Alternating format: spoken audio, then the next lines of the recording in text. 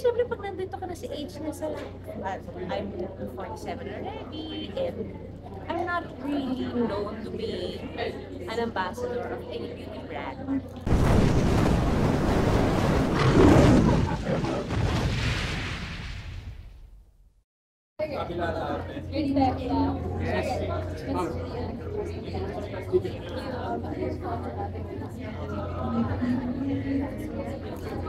Oh, napaka-grateful ko talaga. I never thought that at this age, I'd still be able to endorse a very good brand, which is women. I've been endorsing so many products with hindi ko talaga naisip na may darating pa chance for me or kukunin ko na isang brand for beauty. Wala talaga siya sa syempre nandun siya sa wishlist naman na lahat siguro ng babae na nag-endorse, diba? Nandun naman lagi yan sa wishlist na sana one day magka-beauty brand. But it was never, hindi siya yung inisip ko mangyayari. Parang sa akin, suntok sa buwan na to kasi well, syempre pag nandito ka na sa age na sa I'm 47 already, and I'm not really known to be an ambassador of any beauty brand. Nung bata-bata, siguro more on shampoos and all, but for skin, alam ko kung hanggang saan ang ganda ko. Wow! No. Alam ko kung ano yung meron ako. So, hindi ko naman to ilala. Alam ko naman.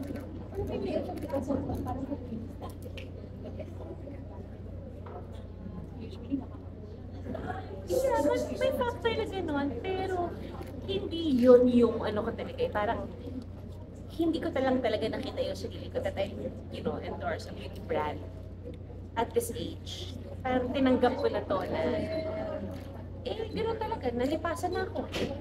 Biglang dumating.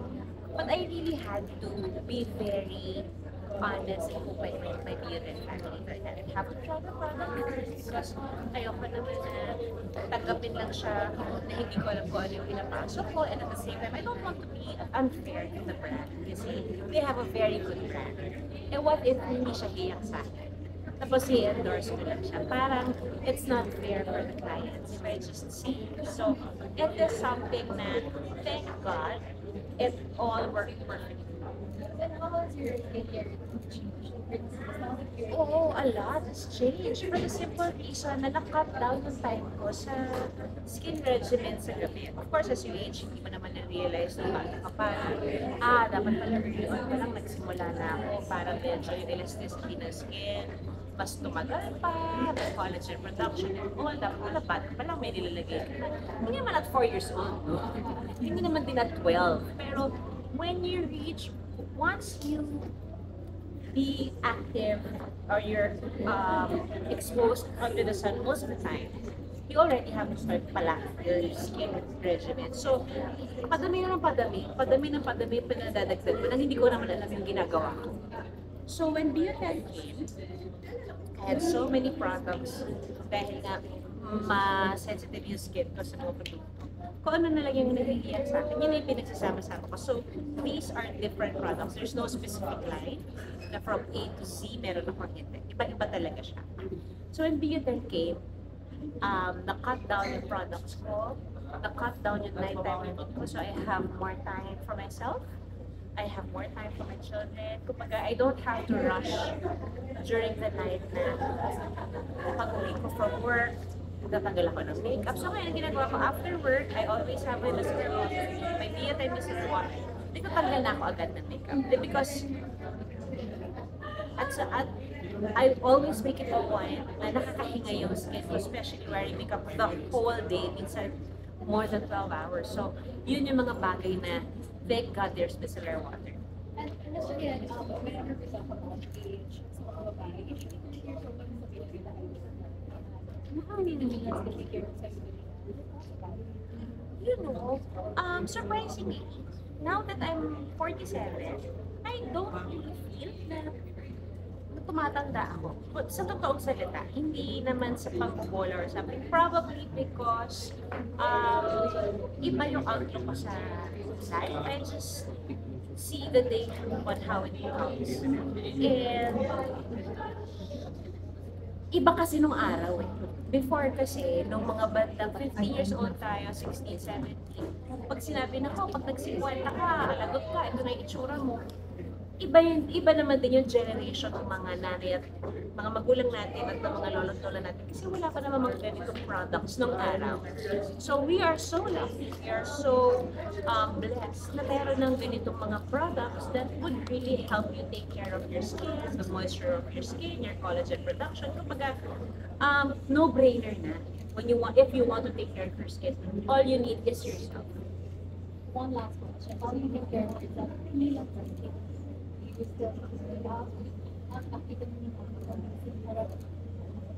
I try. Before, I really put the workout in every day before. And I'd be very honest in saying that now, for some reason, parang nawala yung routine ko na gano'n. Siguro, as may moments lang when you age, I'm not generalize probably I'm just at that stage of my life right now na kinukuha ko uli yung rhythm on working out. Mas binibigay ko lang yun sa sarili ko yung mga tamad days. Parang feeling ko deserve ko naman yung mga tamad days. And it's okay. Before, I'm very hard on myself na parang napakatamad mo, Juday. Ayaw mo kumilos, ayaw mo gumalaw ka naman, nasa bahay ka lang, nandiyan ka sa cellphone mo. And then I realized, okay lang. Okay lang. I need to be kind to myself. And then babawi na lang ako sa food. So now I research more on colorful food, grains, healthy grains, hanggat maaari. I don't have caffeine anymore, apart from tea. I don't drink coffee. Sodas every now and then, kapag kailangan ko lang mag-perk up, yung kailangan ko lang gisingin yung sarili ko. Pero hindi siya on a regular basis. Mostly water, hot lemon water, first thing in the morning on an empty stomach. Kasi when I did my research and then I did it, after, siguro slight na nagbubukas na yung pandemya, nag-cleansing ako because I feel down, yung feeling ko mabigat, yung parang may brain fog ako, parang ngayon lang. Parang hindi ko alam yung nangyayari, I feel so moody. So I have a friend, my very good friend, Chachang Coson, guided me to detoxing. And then I met a doctor with gut cleansing. Doon ko naintindihan na for you to be able to feel good, and to look good, you have to take care of your gut. So every now and then, I would really detox through juice cleansing. Pero hindi naman yung intense na isang buwan. Like a week of detoxing from meat, from processed products.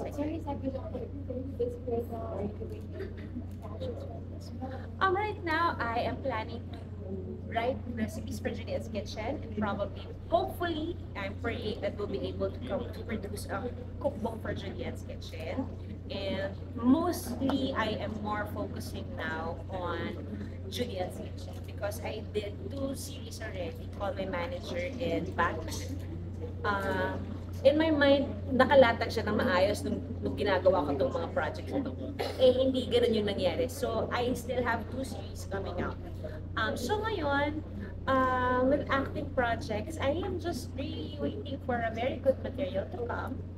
But most of the time, of course, I give it to my family, to my kids. And there are days in a week, actually, there's always a day in the week that I give it to my kids. Thank you. One photo lang for the art. Sure. 1, 2, 3. Thank you so much. Thank you.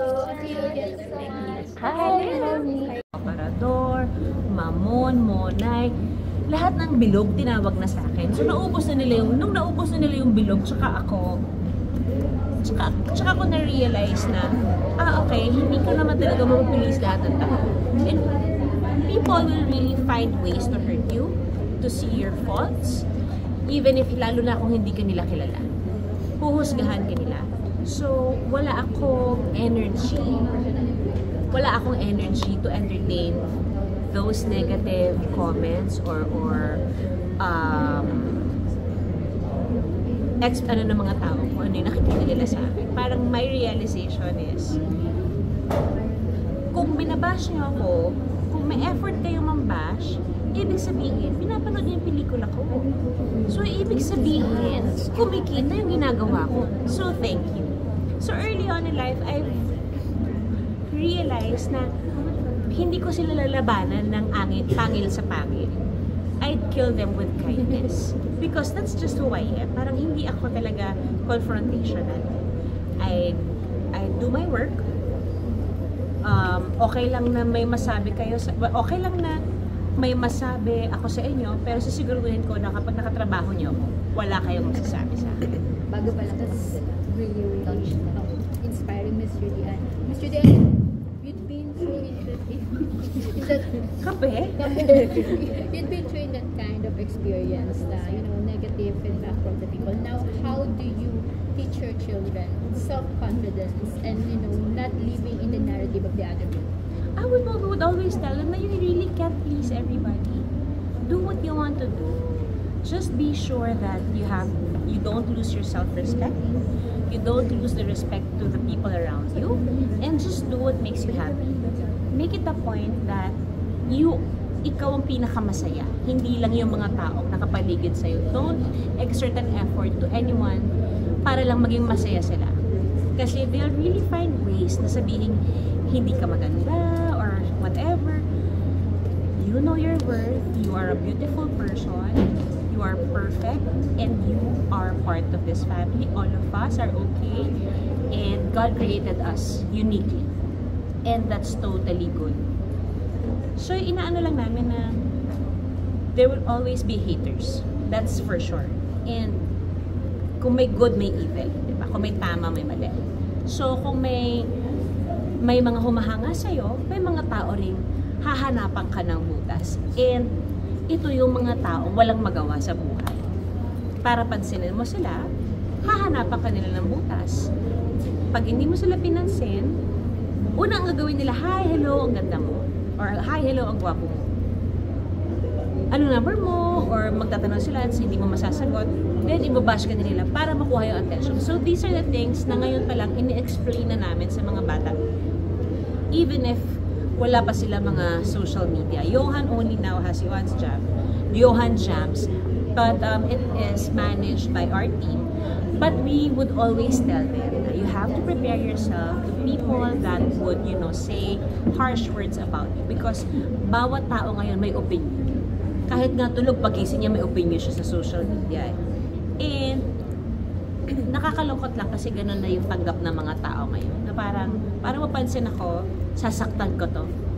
Aanuhin ko siya, ibabash ko kahit yung pamilya niya or something para lang makuha ko yung attention. And yun yung tinuturo namin sa kanila na don't be that kind of person. Thank you so much. Last question for me. I know marami po No worries. When do you feel the most beautiful? I know sabi mo when you are yourself, but what makes that moment really special for you? I feel most beautiful when I wake up in the morning and I step outside and I take a deep breath and I get real high.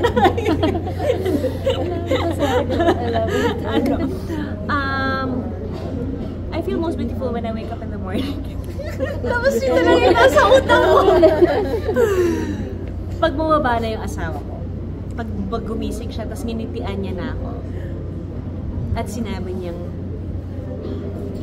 you look good today. Or just a little, kasi you are at your most raw when you wake up. And yun yung my most ngarat pag may pasukan na ng mga bata kasi I wake up at 4:30, I make their baon, I make Ryan's baon. Kahit lapot ako, I feel most beautiful for the simple reason that I know that I was able to take care of my children.